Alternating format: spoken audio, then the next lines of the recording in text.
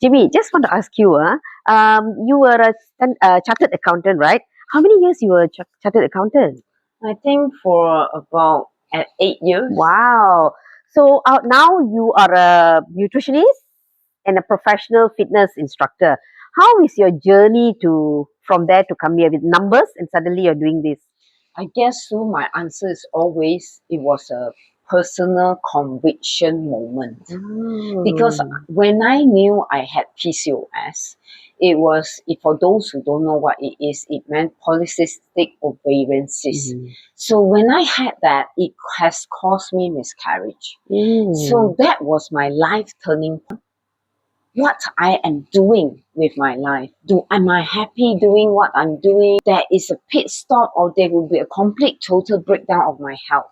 And that is where it sent me to a quest of searching the right answer to foundational cellular health. Why me?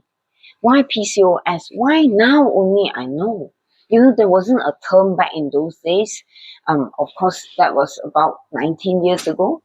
And nobody talked about that. Like now we have all the information. Very true. You know why I say very true? Because I am a PCO patient myself. And you won't believe me, I got married in the age of 24 and I only had my first child in the age of 32. Because of the PCO, nobody could detect that time that it was a PCOS. And then I put on so much of weight. My period were irregular. I have facial hair and I was finding it difficulty to conceive. And I wish I know you much, much longer. So when I realized that PCOS is actually diabetic type 4, oh my God. It blew my mind. It's like, hello, I'm in my 20s and you're saying PCOS means pre-diabetic and actually it's diabetic type 4. And when the doctor started saying that, okay, you have to take not birth control pills, but rather a hormone or an insulin. I had metformin. Yes. I had metformin. The doctor prescribed me on metformin to regulate my menses and to bring down my PCOS. I have to go through a major surgery to certify that I am a PCO patient. I had that. And then after all that journey, 8 years later, I had my first child. I see. I think I personally think that it's very traumatic for me. Oh yes. I didn't want any ladies to go through what I go through. And like I said, in the quest of searching foundational cellular health, I found the answer, at least to change my daily habits.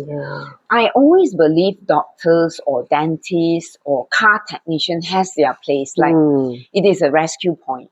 But what are we doing every day? And what have we both done to make us land at where we were?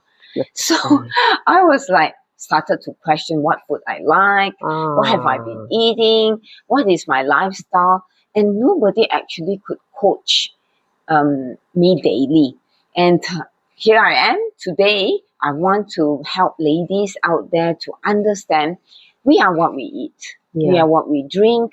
We have absolute control to make right choices every day, every meal. It's more like what you and I would choose for breakfast 90% of the time.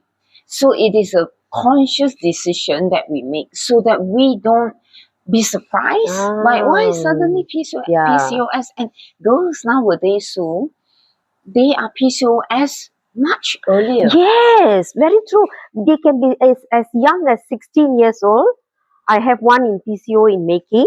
16 years old, she had her first menses. After that, stopped.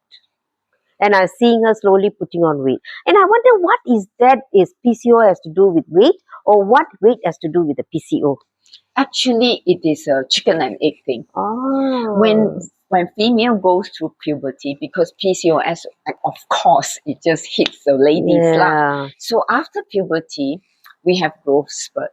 But nowadays, the food out there, the beverage out there, they are chemically, scientifically done to alter the taste bud, that you don't feel full.